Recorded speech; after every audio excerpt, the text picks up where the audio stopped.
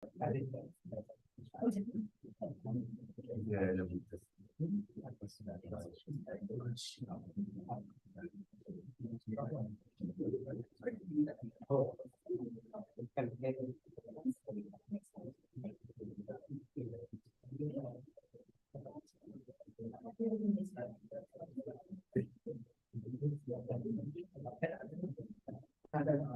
duduk je. Saya duduk je. Go to your screen.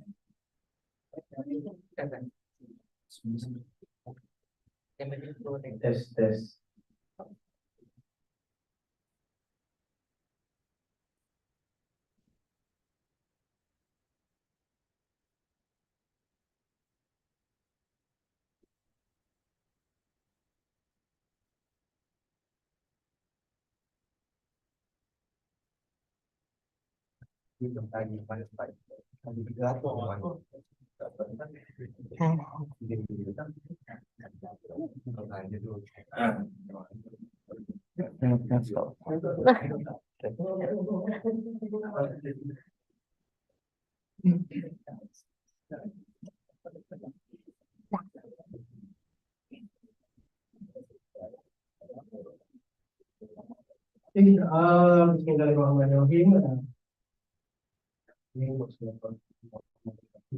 Bismillahirrahmanirrahim.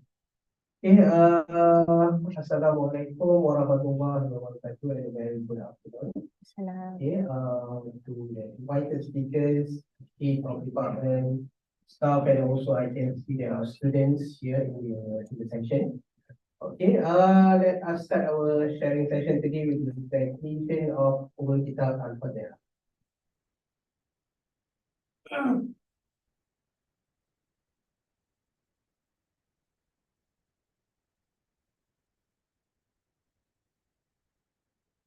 On behalf of the organizer, I would like to welcome you to the enlightening session brought to you by the Human Resource Department in collaboration with the Continuous Professional Development Unit (CPDU) of CFS IIUM.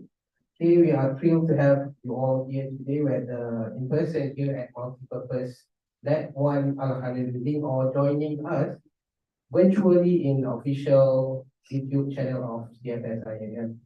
Today we are privileged to delve into the insightful experience of our distinguished lecturer, Madam Ani Zanti. She embarked on a journey to the United States of America in September 2023, exploring and immersing herself in the rich tapestry of host states right over there. And a little bit of background. Madam Ani Zanti, an esteemed Human Resources lecturer in the Center for Foundation Studies, majoring in English language and literature. And for this session, Madam Anis Izanti will take us on engaging journey, providing a first-hand account of her experience, offering valuable insight and perhaps even some captivating anecdotes from the travel. Without further ado, let's extend a warm welcome to Madam Anis Izanti as she takes us on fascinating journey.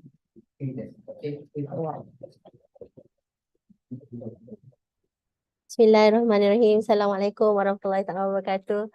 Thank you so much for everyone for being here. I appreciate your attendance today, and I hope to share with you my humble journey to the United States of America. It was a 21-day journey to the United States of America, and I had the opportunity to visit 4 states in the US, namely Washington DC, Los Angeles, California, Ohio, and last one but not least is downtown Chicago, that is in Chicago. So first, I would like to share with everyone, the name of the program is the International Visitor Leadership Program, or known as or short for IVLP. So you might want to go to Instagram page and you might find this one, alias STATEIVLP. So over here, they will have like a lot of updates about their programs, especially for IVLP, not just for working adults, professionals, politicians, anyone that is in media, but also for students. So State IVLP, the aim is to offer exchange program from Malaysia to the United States of America. and that is to learn the culture as well as the educational culture in the United States of America.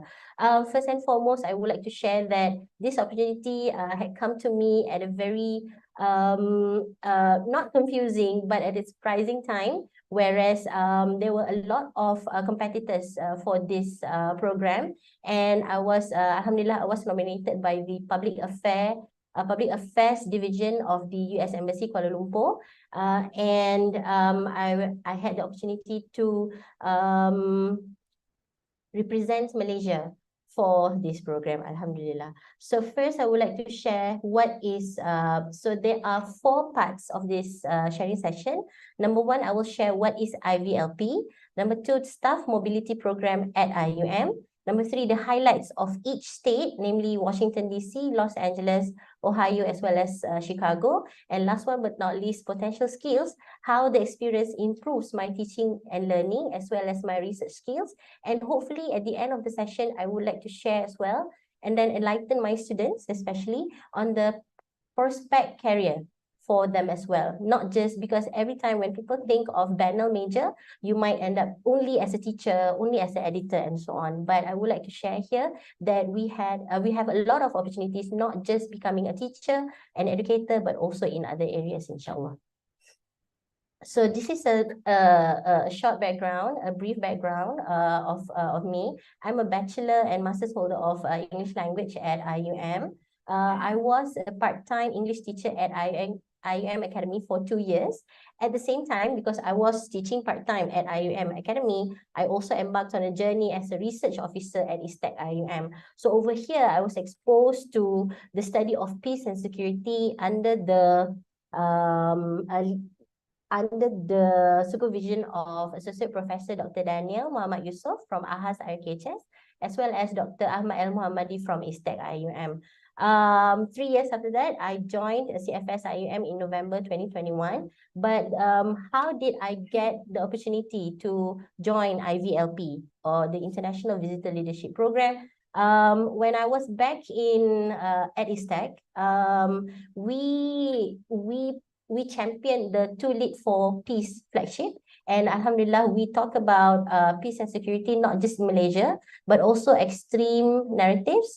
And our focus is on helping women, helping them to understand that women's roles as peace agents. That's number 1. And you're not just supposed to, when we talk about peace and security, people always imagine that you have to wear uniforms, certain badges, or even boots to say that you are in peace and security areas. But in this case, we can also take a look at peace and security from policies, from philosophical point of view, and so on. So Alhamdulillah, we won the 2 Lead for Peace Flagship Significant Contribution Award in IUM for the Takrim Award 2021. And a lot of my job scopes at that time as research officer at ISTEC was to assist principal investigator in grants, multiple grants, paperwork, forms, to conduct focus group discussions, completion of projects, which is the most important part, as well as prepare reports to both grantees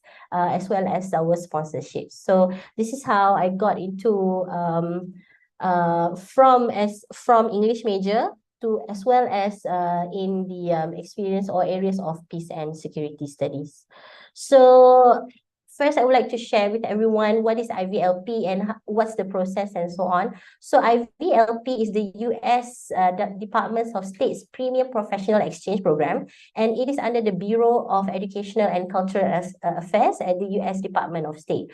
So a lot of people would think, how did you get into this program? Because it sounds like something that is political, something that is not to my area, that is English linguistics or literature. So in this case, they are interested in cross research areas. For example, if we are banner students, let's say banner lecturers and so on, we combine or we cross research areas between English linguistics, doing discourse analysis, understanding peace narrative, how they persuade certain groups to join certain groups. So what are the narratives being used over there? And then highlighting women as critical actors in all efforts to achieve sustainable international peace and security. So in this case, Malaysia sent an academician. Unlike other countries, they sent out women leaders from police departments, from justice departments, from think tanks, security think tanks, but Malaysia decided to send from the academic point. It's important together to discuss on peace and security. Like I mentioned before, it is when we talk about peace and security, we don't necessarily have to wear badges or uniforms to talk about peace and security. The keywords that I would like to highlight is on the cross research areas, that IVLP is an exchange program on focusing on educational as well as cultural experiences. I would also like to highlight and share with everyone this program for IVLP program. It is the highlight, the main reason why I joined this program is to embark myself and to explore the other countries. I told this to some of my colleagues. The furthest I have been, I have traveled to is only Sungai Golok, which is like really, really near to Malaysia.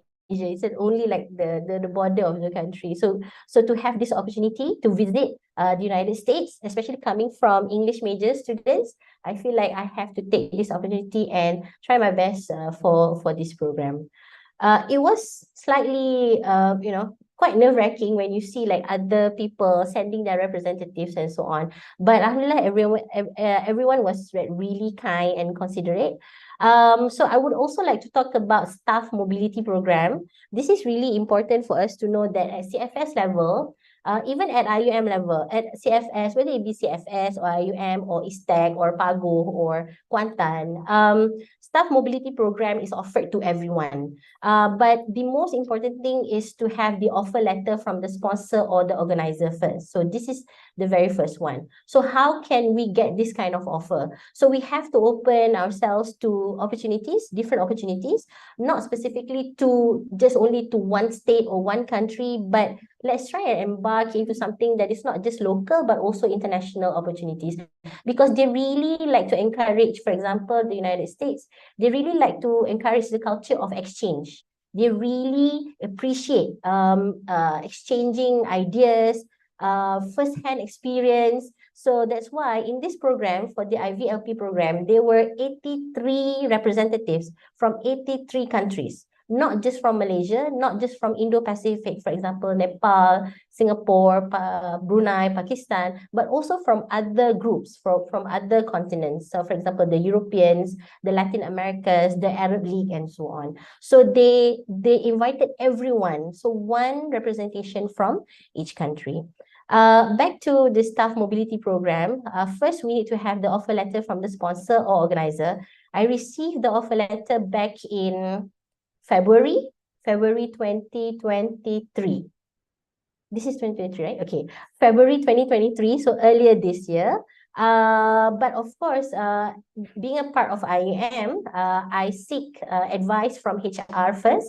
What are the processes that we need to complete in order to join this staff mobility program? Because it's going to be quite some time. It's going to be like 421 days. It's going to take a lot of time, preparation, and so on. So I seek advice from my head of department, Madam Asmiza, as well as from HR department. It was then Sister Najwa, as well as currently Sister Shamsida. So they advised me on the forms that I have to complete. There were various forms, but alhamdulillah, it was straightforward and it was not too lengthy in nature. So it was okay. The forms are okay. But for us to apply for the staff mobility program, we need to only apply 3 months before the program, not 6 months, not a year before. So once you got the offer, you have to wait for a while, and then 3 months before the program, in this case, I joined the program in September. So I reached out to HR in March, and then they came back to me in June for them to start processing all the forms required for the program. And it is important for us to let the university know that we are joining this program. Number one is always the safety issue. let's say if something happened to me during the program, then I only have the backup or the support from my university. If I do it in silo, let's say I do it alone as an individual, not coming as a organization from an organization, it might be risky, especially for me, especially for my security, my safety. So it is very important for us to inform the university that we are going to embark in this kind of program. Because based on my experience with my briefing at the US Embassy Kuala Lumpur, they mentioned that it is important for all participants to inform their organizations, whether it be a university, a ministry, a think tank, an NGO, they have to inform their bosses or their the management. So it is really important to inform the management. Number one, if anything, is all about the security. So we want to go safely and come back safely as well. Requirements, academic staff with reasonable offer and invitation. So you don't have to, like, for example, a staff of 5 years academic staff, they don't put that kind of limitation, for example. So as long as you have a reasonable offer and invitation, then you can apply for this staff mobility program. So it does not necessarily require you to be a principal investigator of a research, or for example a certain grade, for example. So you don't have to do that. It is open for everyone. So I'm really glad that IUM and CFS IUM offers this kind of program to its staff as well as its students. So it is very important to show that staff mobility program is for all, not just for certain departments or certain grades or certain research works. So all age, all expertise, all departments are welcome to join the staff mobility program, provided you have the reasonable offer as well as invitation from the organizer. Main goals of staff mobility program, of course, is to pick up new ideas, practices, and develop skills in your field. In my case, it is both English, linguistics, and literature, plus peace and security studies, to borrow ideas for youth empowerment program. This is really important because my main goal, when I was at ISTEC, we conducted a lot of youth empowerment programs for teenagers, for high school students, as well as young mothers, single young mothers, ex-detainees, and so on. So my main goal when I visited the US is to borrow some ideas that I could pick up and try and apply it here in a local context. Let's say if it's in Pahang, for example, how can I help the youth in Pahang to become empowered, or women in Pahang to become empowered, not just financially, but also academically. So how can we do that? And last one but not least is to develop local and international network. I would like to share the highlights, the 4 highlights in each state. So the first one, I selected this one, highlights in Washington, D.C. So we had the opportunity to visit the Department of Defense, or short is DOD, which is at the Pentagon. So at the Pentagon, it was when I take a look at the itinerary, I thought, nah, they're just kidding. They're not going to take us into the Department of Defense, because the Pentagon is the most secured building in this whole wide world. The layers of security that they have there is insane. It's totally out of the world kind of security. When we entered, we have to share some of the information, and they have 5 layers of securities. So they checked everything, our background, academic, our health, what are we doing there, and so on. So we cannot even take our phone inside the building. We have to leave our phones outside of the building or at the security checkpoints. So why I mean, I think a lot of questions would be like, why did you get to visit the Department of Defense Pentagon? Of course, we talk about peace and security, right? And that's the first thing that comes across our mind. But at the same time, I would like to share with everyone that the US government does not have specific department or ministry for women. Unlike Malaysia, we have the Ministry of Women and Family, yes? But in the US, they don't have that. They have For example, the Department of Labor's Women Bureau, but this is under the Department of Labor, not Department of Women. For example, in Malaysia, we have the Ministry of Women and Family Development, for example. But for the US government, they don't have this one. So every single item, for example, if you have health issues, women who have health issues, then the Ministry or the Department of Health in the United States will take care of your problems, not the Ministry of Women in the US. So we are, when I get to know all of this information, I feel very lucky because in Malaysia, we have very specific ministry to take care of women and family development. So unlike the US, they have to break it down to this specific areas, not specific to or in general for women only. So how do we get into the Pentagon? It is when because the Women, Peace and Security Agenda, short is WPS, is under the purview of Department of Defense. So everything is being taken care of by the Department of Defense, hence why, although the agenda is on women, peace and security, but it is under the purview of Department of Defense, that is the Pentagon. So we had a 1-hour sharing session with the women military inside the Pentagon, and we had 1-hour tour inside the Pentagon. So I could not take any pictures or videos. It was not allowed. But the experience itself is really good, where they took us to one of the part of the building in Pentagon. They have 5 wings. In the Pentagon, they have 5 wings and 5 layers. So 5 layers, 5 wings, and one of the wings was affected by the 9/11 tragedy.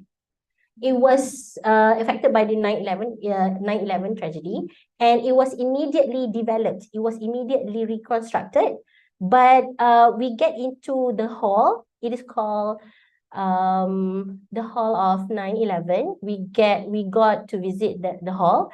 And when I first entered the hall, I remember the first thing is it was quite eerie and quite dark.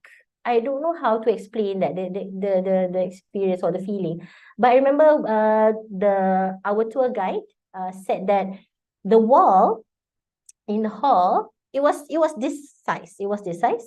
And the wall is made up of the debris of the plane that crashed into the Pentagon. So we can see like a lot of drawings of children's of the victims.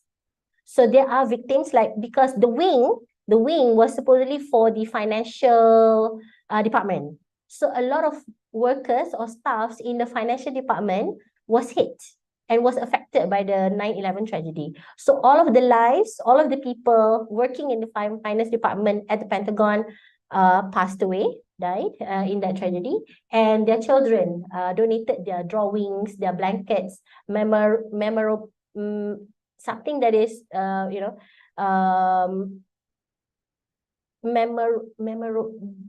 don't know what's the word. That yes, that one. So the children of the victims, they shared their parents' work, their parents' paintings, and so on. So it was really heartbreaking to see that. So I get to see the serious part, that is the sharing session. At the same time, I get to visit the wing that was heavily affected by 9/11. And until today, Pentagon, they have really strict security layers. At the same time, no airplanes can fly above the Pentagon until today. It was really that bad. It was affected by that much. Everything of their policies have changed. Previously, people can still visit the Pentagon, but nowadays not anymore unless you have the reference from the Department of State. In our case, it will be Kementerian Dalam Negeri or Pertahanan, Menteri Pertahanan kita. Next one. So I also get to visit the White House as well as the Capitol building. But my highlight would definitely be the Department of Defense because of the strict defense security layers, as well as the 9/11 hall.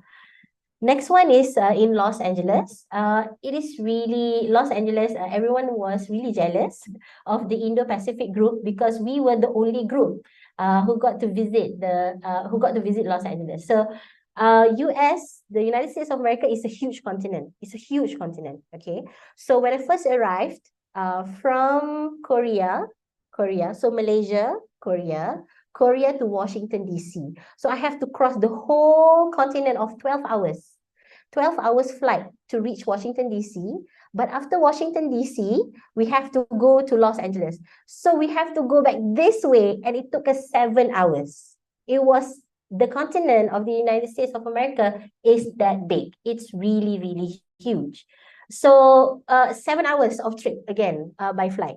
So imagine by car. So I thought, why are we not going by car? They said it's not possible. It will take us 5 days to arrive if we're going to travel by car. So it was really far and a lot of highlights in Los Angeles. It is the most exciting part of the journey, I would say. Los Angeles is known as the most expensive city to live in the US. Most expensive. So they have 51 states. But California is the most expensive city to live in the US. One example, California average gas prices is $4. $4.79. So that is in ringgit Malaysia is 22 ringgit per liter.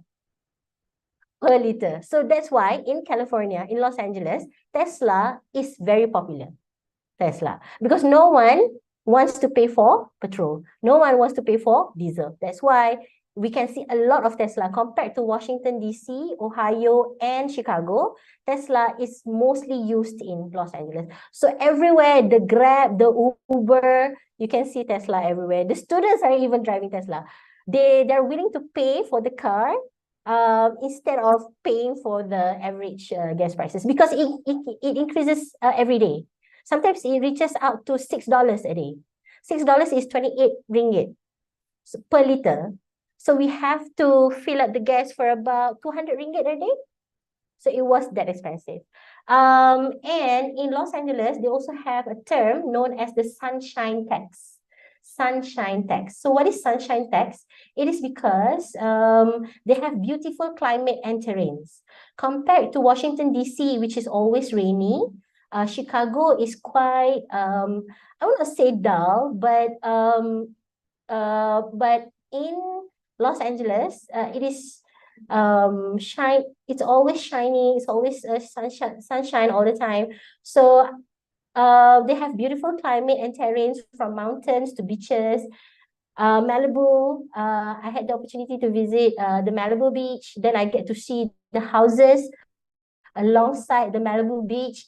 And each of the houses, this is shared by the Uber driver. It's about, the smallest house is about $1 million.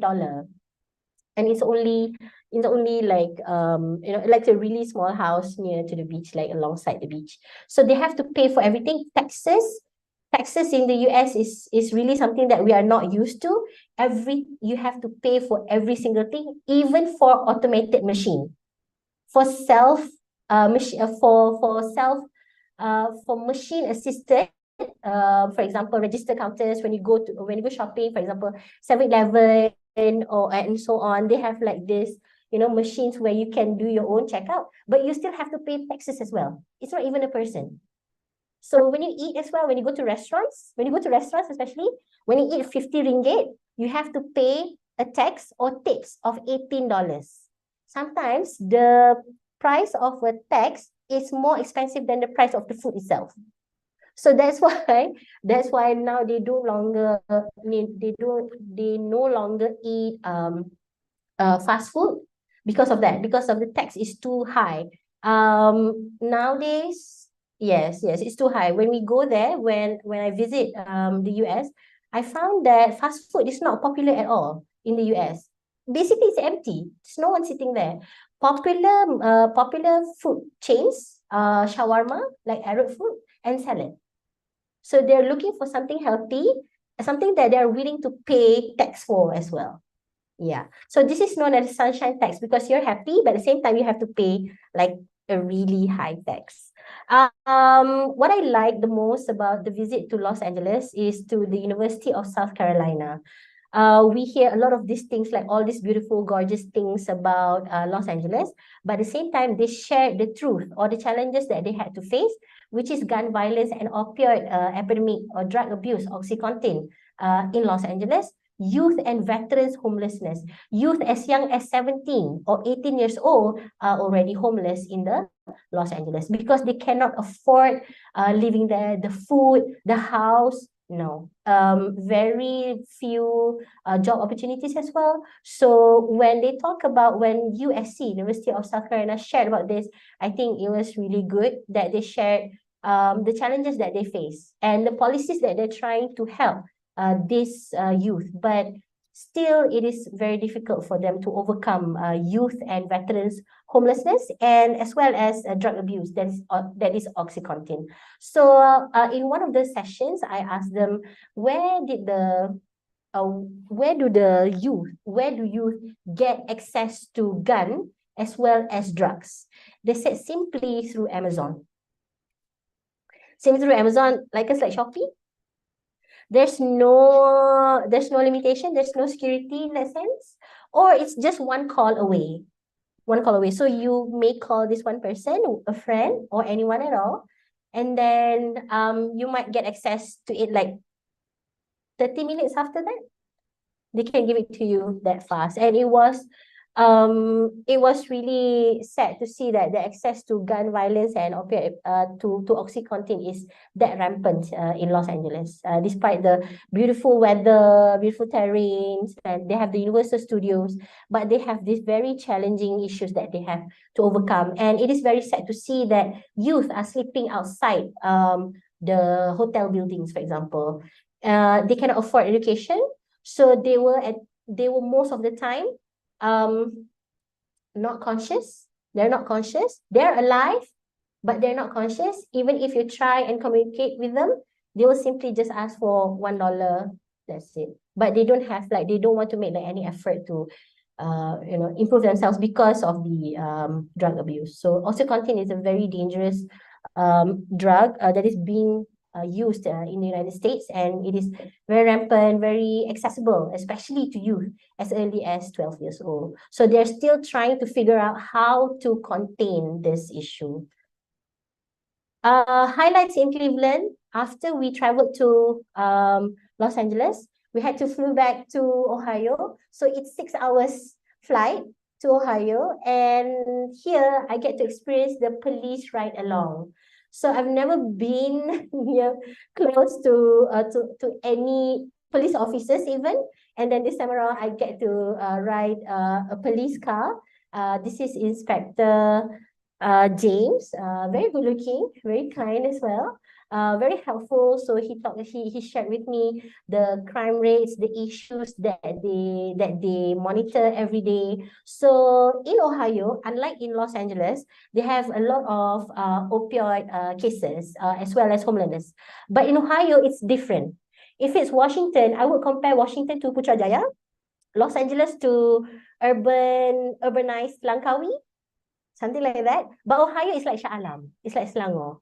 So working people, a lot of factories. So it's slightly calmer in Ohio. So it's very different. So I asked Inspector James, what are the issues that they have to face every day? So it's usually domestic issues, and then that's it.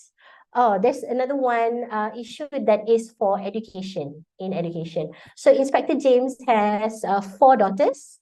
So I asked him about the fees in high school. So he said I had to send out my children to private school, not to their government school or local school. This is because they're not focusing on the content, the right content. They're focusing on something else. For example, freedom of speech,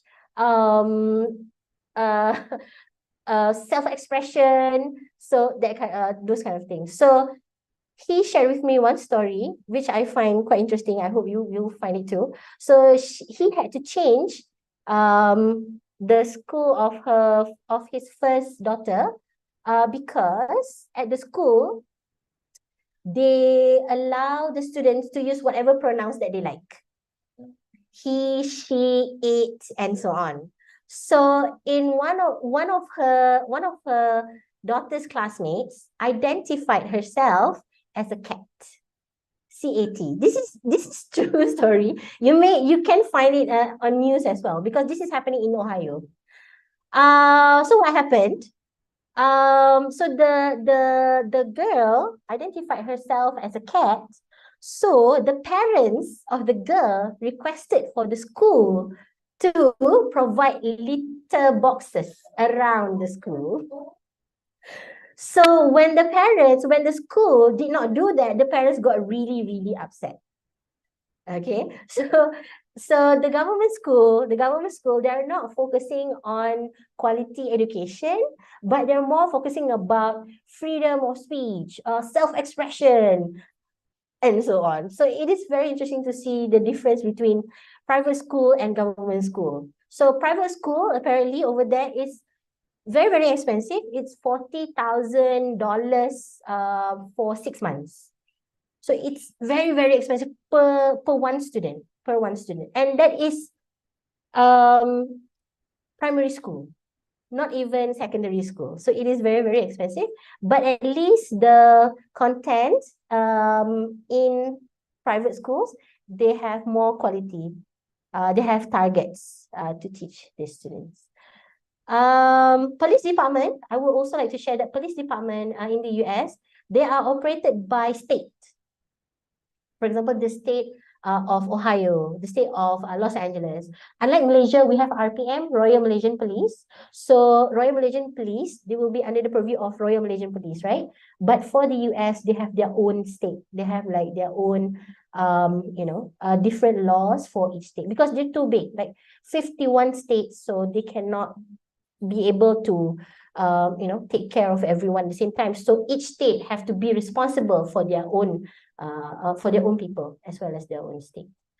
Next one, another highlight that I really enjoyed is local home visit. So I get to know the local people close up. I get to learn about their lifestyle, about their economic income, about their education, as well as housing. So this is Katie. She is 32 years old. She is working as a PR, public relation for Disneyland. So she's PR for Disneyland. Very ambitious, very at the same time very realistic as well. Because she said when it comes to ability to buy a house in Ohio, although Ohio is different from Washington DC and Los Angeles, but house, like a small house, will be like 500,000 ringgit. So it is very expensive. So I love this experience so much because it tells us the realistic point of view in the US, in Ohio. So that is for Ohio, and then we traveled to Chicago. So from Ohio to Chicago, it was a 1 hour flight duration. And this is the most important highlight in Chicago that I would like to share with everyone, where we get to meet United Nations women, UN women. Why is it so important for me to highlight this program? There are other engagements and meetings as well, but I really like to highlight this one because the atrocity in Gaza has already started here. This is already on the 10th of October, and the atrocity started on the 7th of October. So I was really, really scared wearing hijab and looking, as a Muslim, like as Muslims who are really, it's really easy to identify a Muslim. So then we were advised over here to always stay in group, not to go shopping or visit certain museums alone. So this is the advice that we get when we reach Chicago. So Chicago, interestingly, is a lot like Kuala Lumpur, the heart of Kuala Lumpur. A lot of tall buildings, skyscraper buildings. So it is very interesting to see that as well. And then we get to meet Pablo Castillo Diaz, the policy specialist at the United Nations Women. And it's not easy to get to see him because he is based in New York. So he has like a lot of things to handle, but then he spent some of his time with us, like 1 hour time, to talk about what can UN women support women all around the world. So his sharing was okay, I guess. But most importantly, I like to highlight the Q&A session. The Q&A session. Like I mentioned before, there are also participants from the Arab Leagues. That mentioned, they have participants from Palestine as well. So the first person to grab the mic during Q&A session is a Palestinian woman, Dr. Salma from University of Gaza. She came to the front and told him straight to his face that we are not terrorists. That's the only thing that she said. We are not terrorists. Please leave us alone. Please help us. Please help women in Gaza. We want to be educated. We want to live in peace. We want to live in harmony. So please, UN women, help us in this sense. So Pablo Castillo Diaz, I feel bad for Pablo as well, Mr. Pablo as well, because he was put in that situation. He was not ready to answer those kind of questions, but he was quite diplomatic in a way. He did not ignore, nor he answered the question. So he took the middle road. He took the middle road and said, we will try our best to help women in Gaza. So we see that how they, take care of these sensitive issues, especially, at this kind of session. So they know how to answer the question diplomatically. And this is something that as Bannell majors as well, we understand as well. This is known as pragmatics, face saving. So instead of ignoring Dr. Salma's question, he took the middle road and said, we will try our best. But he did not promise anything. Okay. Next one. Highlights in Chicago. Last one is very interesting because we have the networking session with different women leaders from 83 countries from all around the world. For Indo-Pacific group, we have 14 participants. American Latin group, another 14 participants. Arab League, another 12. And European group, another 13. So I would like to share with everyone, this is one of the women leaders from Palestine as well. So she is from Palestine, and this is a picture that we took together on our last day in Chicago. And the reason why me and my friend talked to her, because we want to ask her, what kind of help do you need? Like, can we do anything? Because we're all Muslims, right? We want to help our brothers and sisters in Gaza. And she said, we don't want any money. We don't want anything monetary. We don't want houses. We don't want money. We don't want food. Everything is from Allah subhanahu wa ta'ala. So they believe that very, very strongly. So they don't depend on women when it comes to, they don't depend on human when it comes to money, food, health, medicine, no. But so she only requested one thing. She only requested one thing, and I think this is something that we can all share with our friends and family members. She said, we are not a trend. We are not a trend. Whatever that is currently happening in Gaza is not a trend. Never forget us. That is her only request. And I'm really glad that I got to meet her, because it was really painful to see her, because she did not, she stopped participating in the program. She was really sad. Her parents in Gaza, her child is in Gaza, her husband in Gaza. And I asked her, what's your plan? If you go back, can you enter Palestine? She said no. She said no. She can only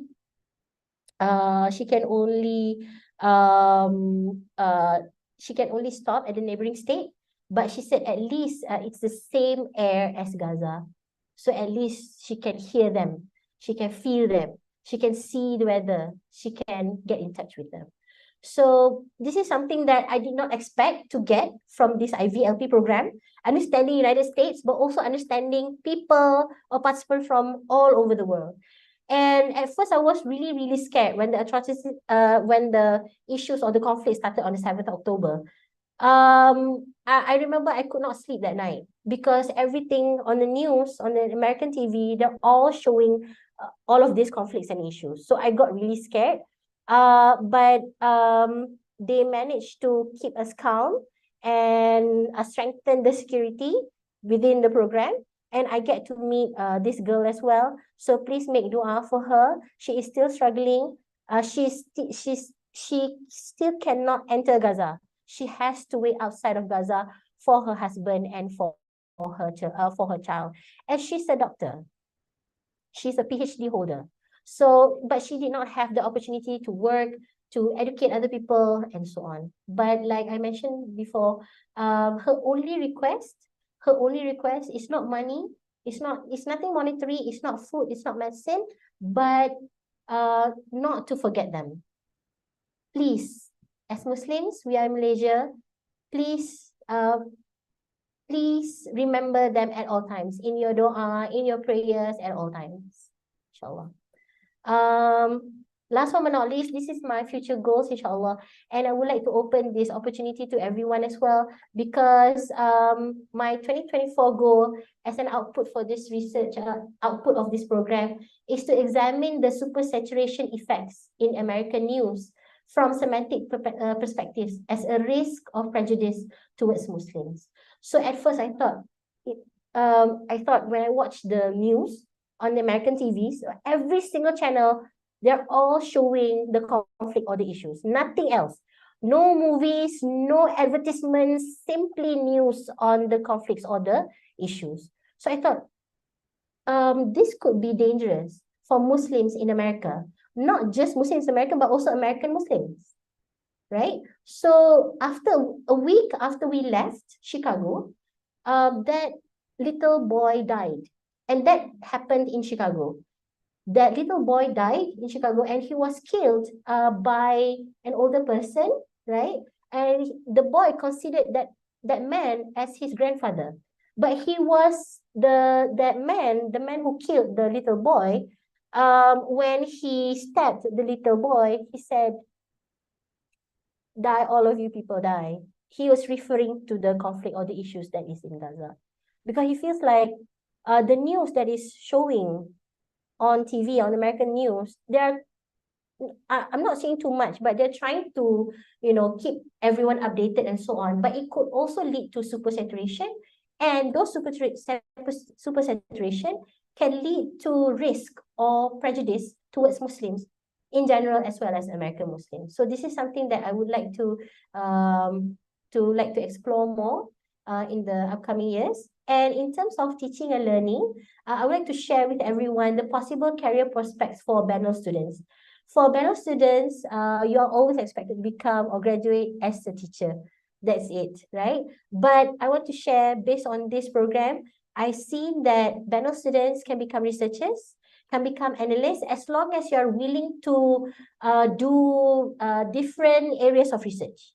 So not just constrained to understanding linguistics and literature, but also to other things as well. You can also become an analyst. You can be a part of organization like think tanks, or you can be a part of the public diplomacy, writing policies, designing policies on how to help women and children all around the world. News editors, and most importantly, because of the supersaturation, I think BANO students, not just communication students, but human sciences students in general, can also be news editors and gatekeepers.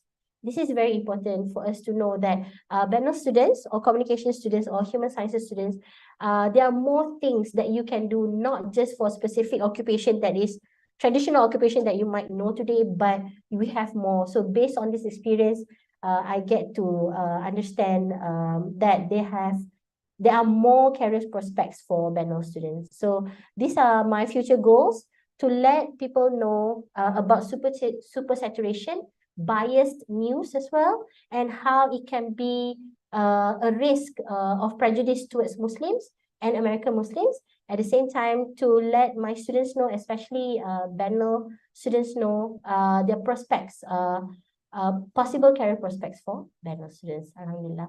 So this is the sharings that I have for today. Any questions? Any questions? Do we still have time? Yes. Any questions from the floor? I have a question. Yes, please. Now you talk about NA, right? Yes. NA is the one that has a very high cost of living. Yes, correct. But they also at the same time have problems because of youth Mm. having access to guns and so on. Did you ask about you talk about how easy for them to get the gun? Mm-hmm. Is it that cheap for them to be able to purchase gun? Yes. Is that compare with the taxes and so on? Yes, unfortunately, because it's a black market, gun and opiate is in black market. Therefore, the prices can be varied from very cheap to very expensive. So if they have certain amount, usually they don't ask for specific type of guns. They ask for specific amount of money, Oh, yes, that they can use to purchase gun. So they don't ask like, okay, can I get M16, for example? No, I have $200. What can I get from $200?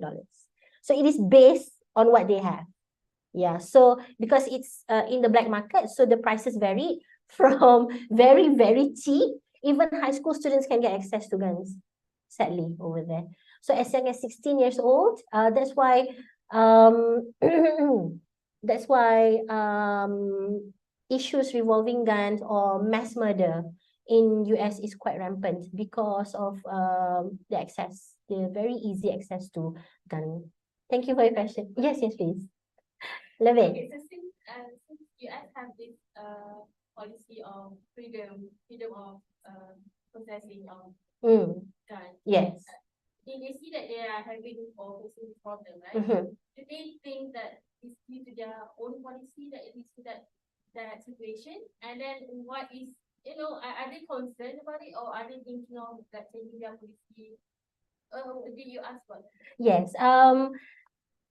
Because it was a very fascinating question, right? Like if you are aware of mass murder in the US, the rampant gun violence and drug abuse in the US, what are the methods to overcome these challenges? They said they are trying very, very hard. They are coming up with a lot of policies to help curb this problem, but the number of people is too high as well. And sadly, the United States of America, their focus is on something else. It's on something else. Okay, it's not something that is for the people, but it's for the country. So it's very different. So there are two types. So for the people or for the country. For example, they don't have access to affordable healthcare. They don't have that. Even if you go to the emergency rooms, usually we'll get charged like what, 1 ringgit or 16 ringgit here in Malaysia, right? But over there, just for a simple checkup, for flu, for a fever, mental health issues and so on, they'll charge you a minimum of $2,000.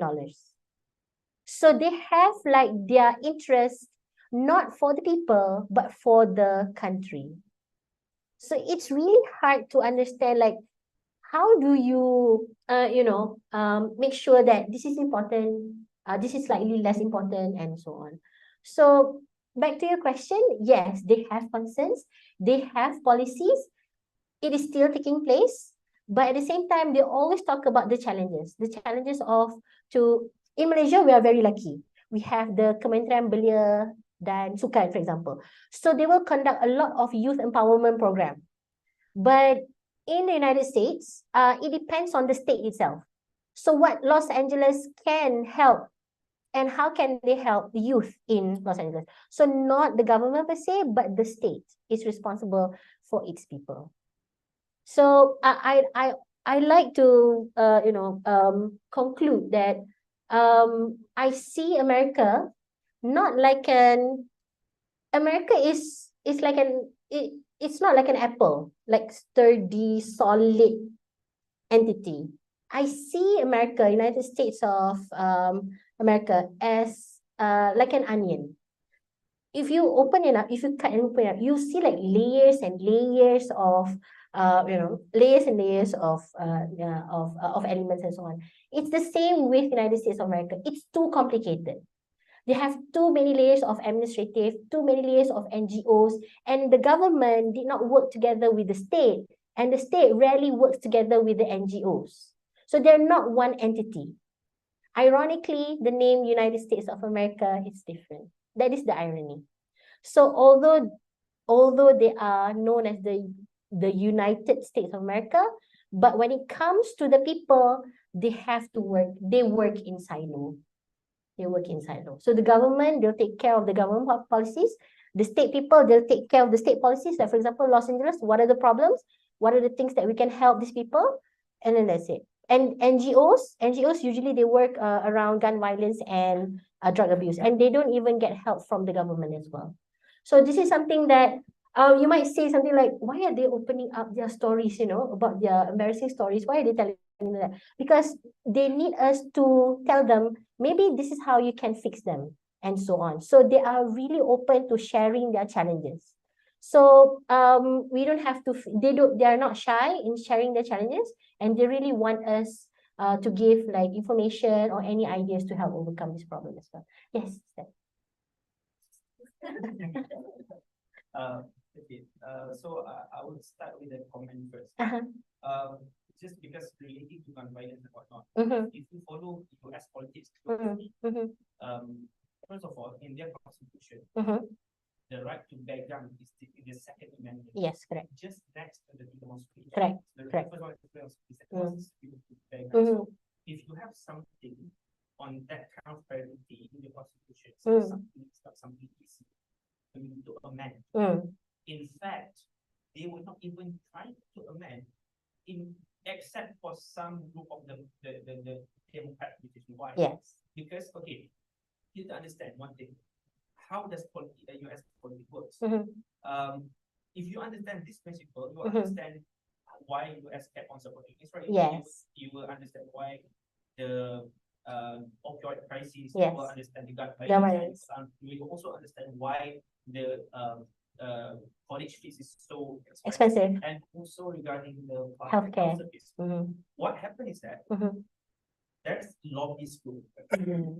This lobbyist group is very, very influential and powerful because they kept on funding the politicians on both sides, the Republicans and on the Democrats. In the case of US and Israel and Palestinian, Israel have that APEC. Yes. The biggest lobby group.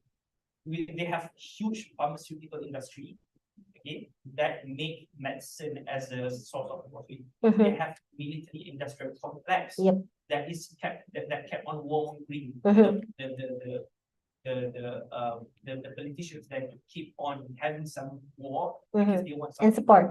Okay, and then they also have insurance company that kept on biting their neck. Yes. Also. Sadly. So if you understand how the lobby movement works, and then you understand why the system is very rigged, and it's not for the people, it's for the rich by the people. Yes.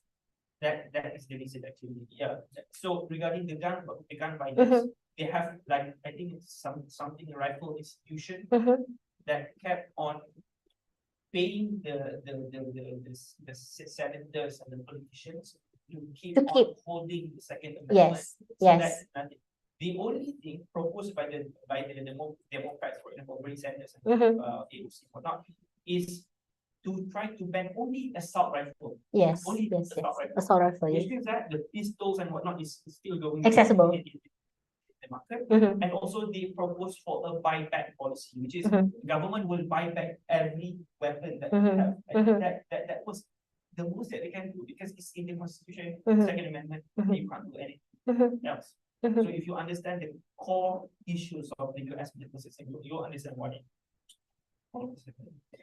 I remember the moment I stepped back in Malaysia, I was feeling really, really grateful, and I'm still really to be able to live in Malaysia, because in our constitution, the priorities is on our healthcare, is our education, not on gun violence, not on gun violence, but on guns, not on certain politics to their own interest. So we are very lucky to be living in Malaysia. So I thought, like, I'm going to go there, I'm going to be like all Americanized and so on. But when I came back, it's totally different. I feel so grateful to be a Malaysian citizen, to have our own Ministry of Women and Family Development and Care, our own affordable healthcare system. We can go to our hospitals at any time, no problem. Kids, whatever, if you have like serious sickness and all, everything will be covered. But over there, it's totally different. So it is different from what we see in movies and their series. I actually want to say that yes, American like to promote American dream, right? Yes. Keep what you have studied, you have to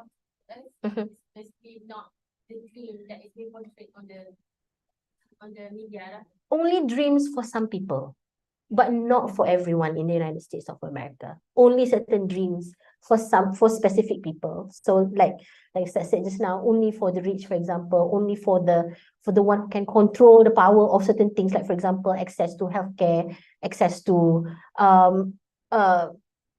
public monetary. So it is very, very eye-opening experience. I thought that I'm going to be like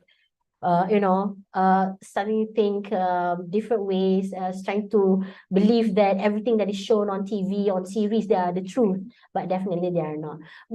And we shared this information during our last session roundtable with the Americans, and all of this, you might think like I have all of this like negative information and whatnot, but they really appreciate our comments.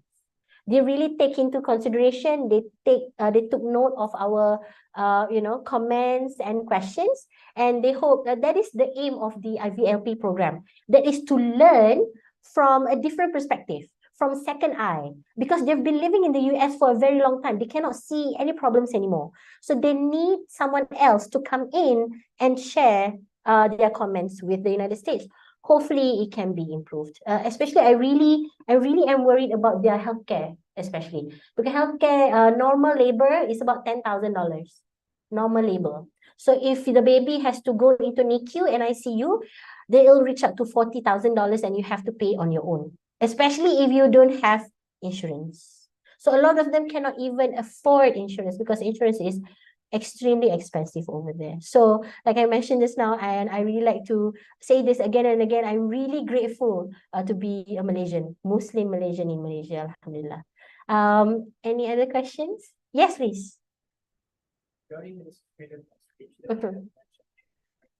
imagine if the same state of freedom of speech applied to Malaysians, what do you think will happen in the future?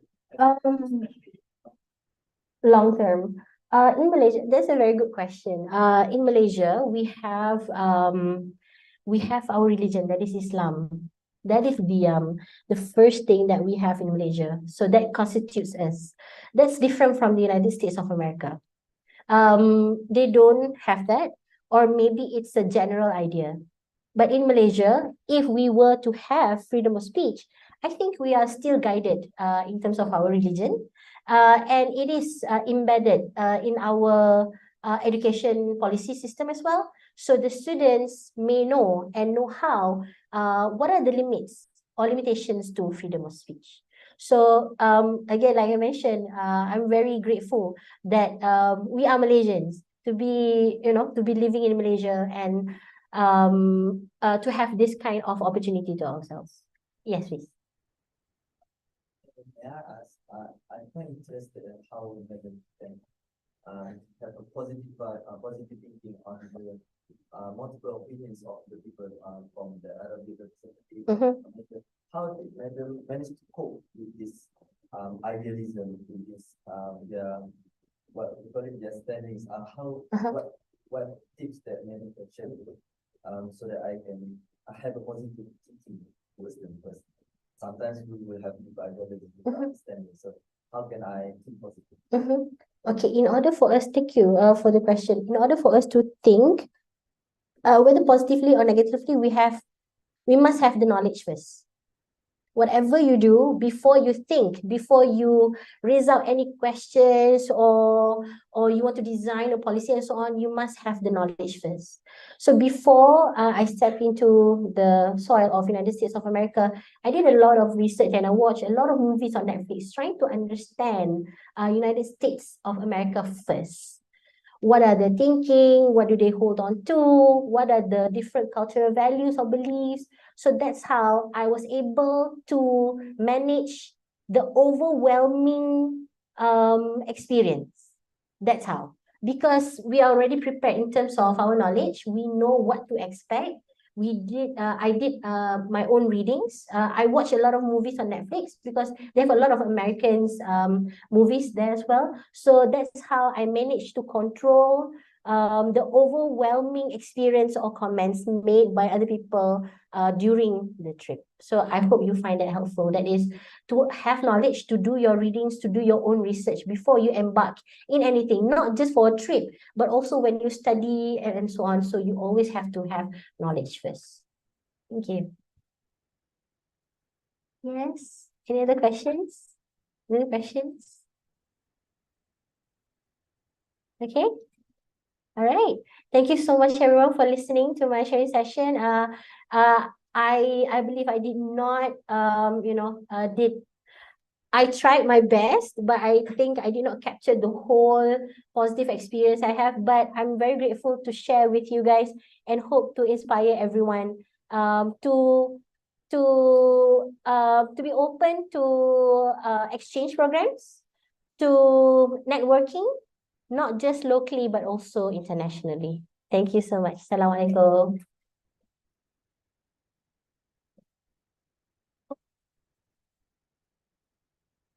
Okay, Alhamdulillah. Once again, a big thank you to Madam Anitati and to all of you for participating in this session. Okay, let's continue to embrace learning and cultural exchange as we bid you a wonderful afternoon. Okay, please don't forget to scan the QR code for attendance for students and also for staff. Until we meet again, and let us end our session with Tasbih Kafara and Surah. Thank you very much.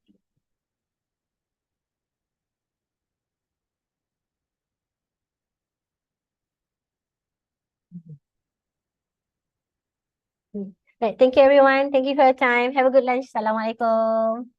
Oh, yes, please. Over here, I would like to share with everyone the gifts that I received from different women leaders. So, let me share. So you may pass it around. Carefully spend everything. Please. So we have this one.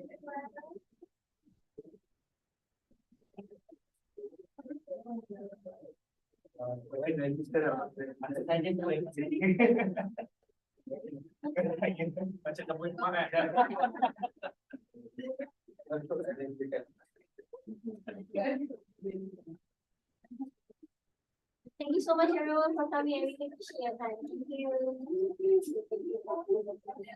No problem. I follow you as politics from it's different, so I discussions.